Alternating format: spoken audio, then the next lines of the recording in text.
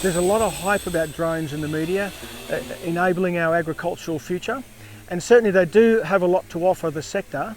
However, it's more than just the drone. It's always about the livestock, the pasture, the crops, the things we're trying to put to work for farmers.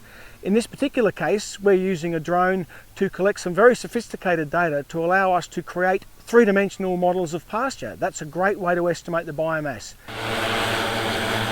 In this particular case, the drone is a really valuable research platform for us.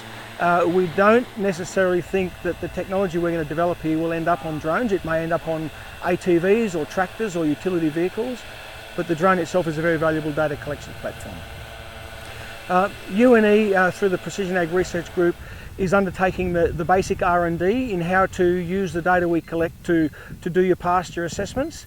Ultimately, we're using commercial drone providers, very experienced drone providers, VTOL Aerospace from Queensland, to collect the data. And we're undertaking an analysis as part of a project that is jointly funded from New Zealand and Australian governments.